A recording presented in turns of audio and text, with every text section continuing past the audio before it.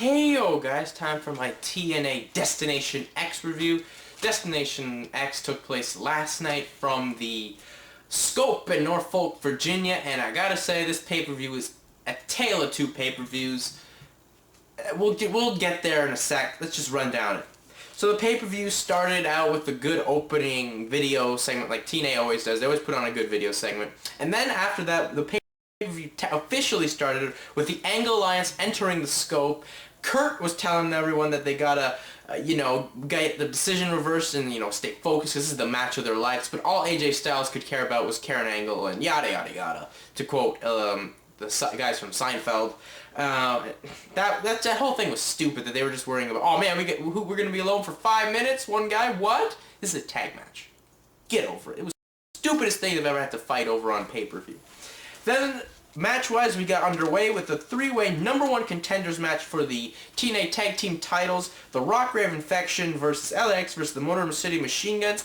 And this match was pretty much the LAX story. This match, LAX completely dominated the whole match. This was also a great showcasing of Hernandez. Hernandez was the man in the matchup. Like, look, the spots he did a vertical suplex, like, for at least a minute and a half to Lance Hoyt. He held him up there just like a Kenta Kobashi or a British Bulldog would, and they just dropped him hard. He did his big suicide dive over the top rope, clearing that. Homicide even hit his Topeka Hilo onto Rave and Shelly, I believe.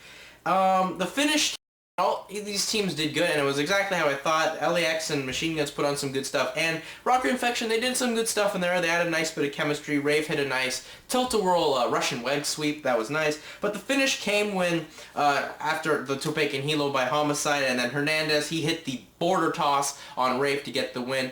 Good, solid opener. A bit slower for an X Division type match, but still a good, solid match. Then we went to the TNA X Championship match. Black Machismo Jay Lethal up against, defending the belt against Maple Leaf Muscle Petey Williams. Before the match started, they debut a new official in TNA, referee Brian Hebner, son of Earl Hebner and nephew of Dave Hebner. What a shock. Anyways, the match, this was a damn good match. This was a good sign here. We're going 2 for 2 good matches. The story of this one was Lethal trying to get the lethal combination on Williams, but Williams fought it off. Williams did his slingshot hurricane run over the top to the floor on Lethal like he did at the New Japan show. Lethal, he did get his full Nelson suplex on, which was nice. And Petey Williams got a sharpshooter on that I thought looked very sloppy until he kind of put an abdominal stretch into that. Looked very nice. Lethal eventually did get the lethal combination, and when he went for the big elbow, Scott Steiner came down, shoved him off. Petey Williams to get the Canadian Destroyer in, which is always a good thing.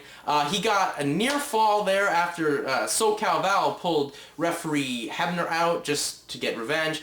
Rhaka Khan got sent after SoCal Val. Sanjay Dutt came up to make the save and distance himself. Petey Williams came back into the ring after, being mad at SoCal Val, and Lethal rolled him up, and, the finish did suck, but I'm not going to gripe about it. It was a great match. Both guys really hard. Good couple matches going on here. Then we went to a match that a lot of people were dreading, and I was. The Rellik and Black Rain versus Eric Young and Kaz. This match, better than expected. Kaz worked his ass off to make this a damn good match. I don't know how or who he pissed off in TNA, but he needs to be a contender for that X Division title. He needs to feud with Lethal somehow, because they pull the trigger on this Dutt Lethal thing. Should have been doing this since last year this time, but yeah, Kaz needs to be in there. The story of this match was that Eric Young was afraid of monsters and he was afraid they were going to eat his face off, so he went to the back after he got tagged in and left, and he should have got counted out, but he didn't. This is TNA, and this is when Kaz worked his ass off. He hit one of my favorite moves where he did a Northern Lights suplex while he had on Rellik Black Rain in a pinning combination, a roll-up type thing.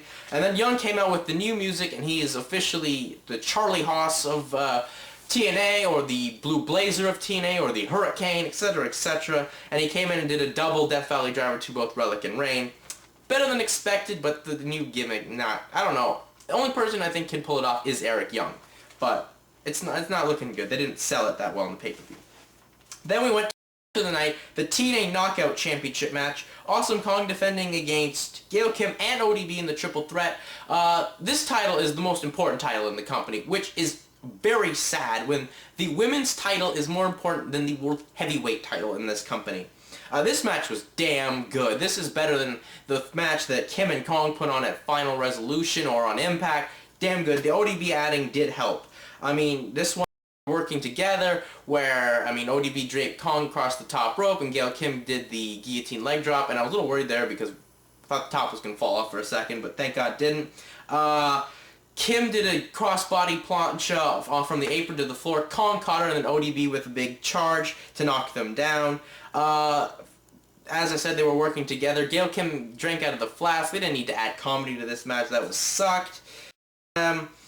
Kim climbed up ODB one point to kick her in the face. That was funny. And then this is when Kong kind of got mad and had enough. She gave a big splash off the middle rope to Gail Kim, taking her out. Hit the implant buster on Kim as well. And she got her awesome bomb on ODB after a little help from Marisha Saeed to get the win. This thing was match of the night for sure. Solid match. Much better than the Honor women's match that they had. They both had the same amount of time, and this was a lot better.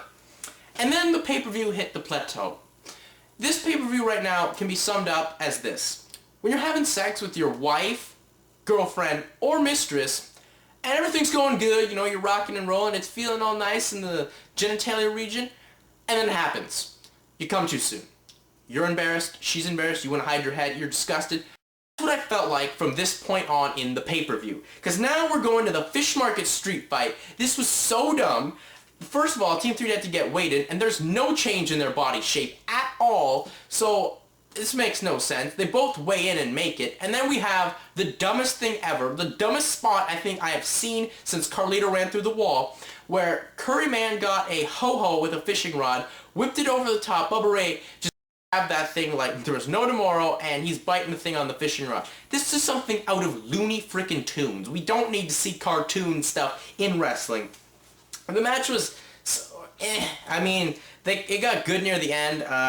The finish came when Johnny Devine threw powder in Bubba Ray's eyes, and then Devon whipped Curryman into the ropes, and Curryman reversed that Irish whip, and he helped with the 3 and Devon get the win. The stipulation in this match was if they didn't weigh in, they were out of TNA forever, and if they lost out of TNA forever, then they just forgot about that. And then after the match, Bubba Ray got into it with Joel from Survivor, so they're obviously going to go there.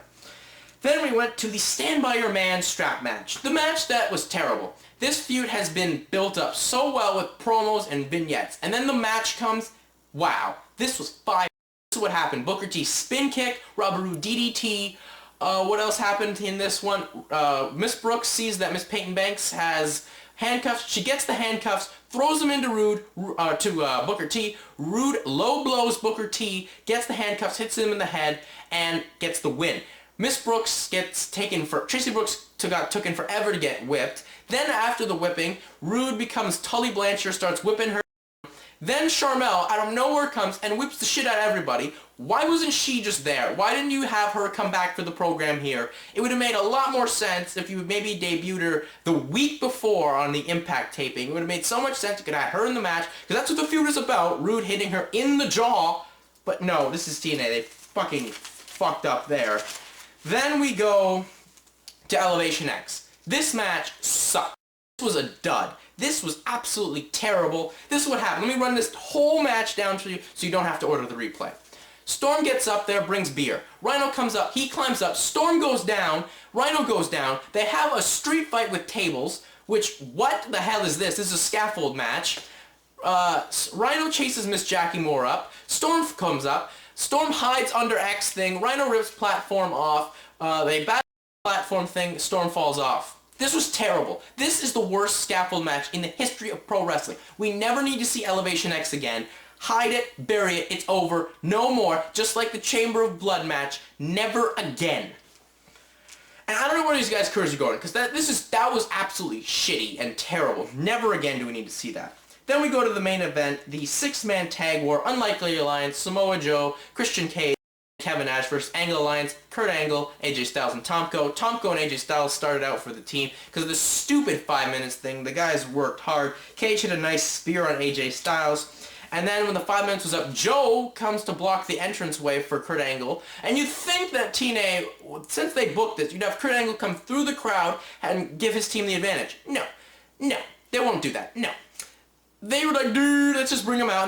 Going in the aisle. The match was pretty good. I mean, Cage hit a nice frog splash on Angle, and Angle hit a nice overhead to belly suplex.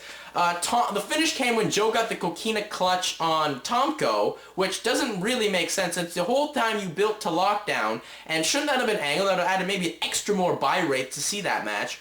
That was okay. A good main event, but really, this main event felt more like a mid-card match. Overall, pay-per-view, thumbs up. The worst pay-per-view that TNA has put on this year. Hands down. Do not buy this. Do not buy the DVD. Do not order it. It's terrible. Anyways, guys, I'm out. I'll hit you with a review of ROH's Rising Above later. I'm out. Peace.